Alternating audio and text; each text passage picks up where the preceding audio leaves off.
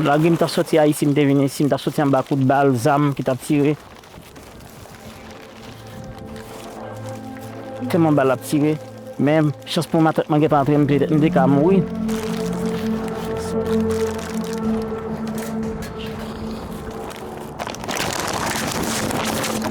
Mon pays est en guerre avec les banditis, sont occupés avec les bandits armés dans mon pays, Haïti.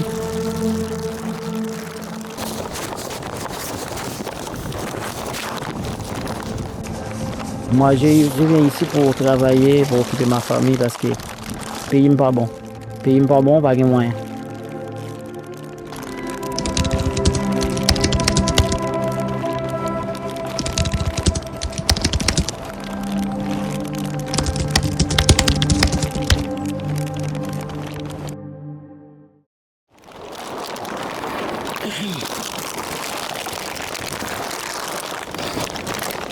Je viens pour habiter et à vivre à Haïti. C'est moi-même qui tout pour m'aider. Mais c'est un charge pour moi pour me passer ma vie ça.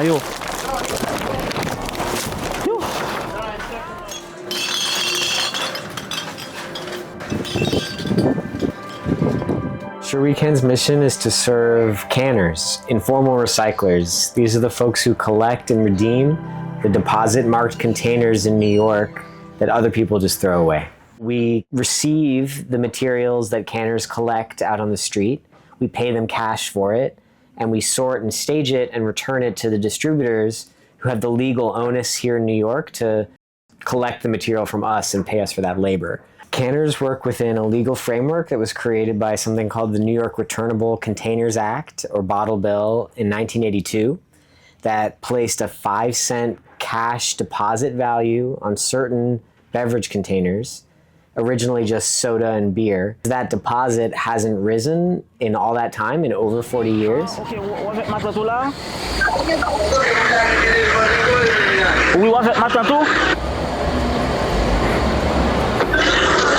Allô, entendez-moi, Krisnaïka? Allô, Krisnaïka, entendez? Alors, je viens de parler avec ma petite fille et il est à Haïti, ok? C'est ma petite fille. Ok, chérie, je t'appellerai.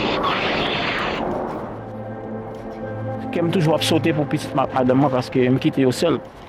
Si moi je quitte force, quitte sécurité, mais quand même, je suis obligé de rester pour me capable de travailler, pour me capable d'occuper la famille. Parce que ça c'était dur pour moi un peu pendant que j'étais à Haïti. What's happening now is that in addition to the 5-cent deposit, there's also a handling fee that in New York, independent redemption centers depend on in order to operate. That last went up in 2009. So as those costs have risen and the handling fee as well as the deposit haven't gone up, that means redemption centers all over the state are also closing. Reforms have stalled in previous legislative sessions. Their industry is now reaching the brink. Redemption centers have faced a 27% closure rate in just 2 years. New York State bottle deposit has remained unchanged since it was implemented in 1982. There are renewed calls for an increase in the bottle deposit rate. Lawmakers have dubbed the bigger, better bottle bill To raise the 5-cent deposit for recyclable containers to 10 cents. Canner Can use the system as a secondary or even a primary source of income. This was the breaking point for canners. We're advocating for something called the Bigger, Better Bottle Bill, which is sponsored in the New York State Assembly by Deborah Glick and in the New York State Senate by Rachel May. That would increase the bottle deposit from 5 cents to 10 cents. It would also expand the categories of containers that are included in the system to include every type of beverage container except for dairy and 100% juice. And it would also increase the income that redemption centers earn for their work. The work of canning is extremely physically demanding and arduous. I mean, it helps to think of it in perspective. In order to earn $100 collecting bottles and cans, you have to collect 2,000 bottles and cans. It's really hard work. Et quand ça nous fait, je travaille du soir et je touche $1,200 chaque 2 semaines pour me payer $250 pour Kaila. Envoyer au moins de $600 pour $200 pour manger, pour payer l'école, pour acheter, habiller et petite maillot. Passage of the bottle bill would be so transformative for our community. Potentially double income for many canners, more redemption centers around, more options for canners, easier to find materials because more categories are included. Not to mention increased public profile of the system, hopefully more participation, more recognition and respect for the work that canners do on the street. It would be a night and day change. Almost every canner has experienced some kind of intense barrier to traditional employment. So most canners turn to this type of work when they've had challenges accessing other work. My nephew and my house, and Yeah. he helped me to put it the thing here. I'm gonna sell it on. This is something to buy the supermarket, and no sell it here. I have 6 people on my house. Yeah. Ok. Alors, c'est maintenant qui m'entraîne moi ici.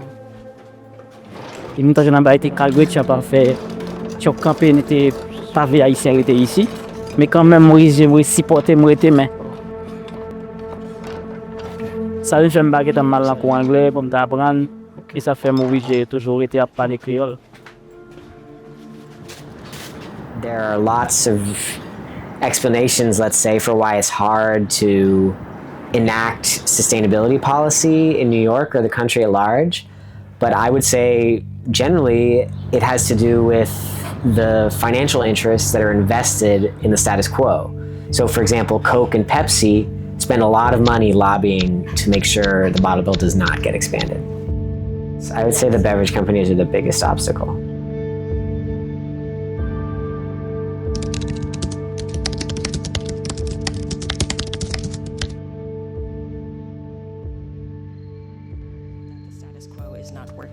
But opponents, including Coca-Cola bottling workers and small business owners, argue it would be detrimental to them and jack up costs for consumers already faced with high costs and inflation. Our retailers and customers already work off thin margins. We simply can't afford to burden the retailers and our partners with more costs this time. We do think that a 10-cent deposit is going to be more than they can bear, more than the market can bear. If the legislature doesn't take action, then more redemption centers will close and more canners will lose their livelihoods. Real people in real situations often can't afford to wait.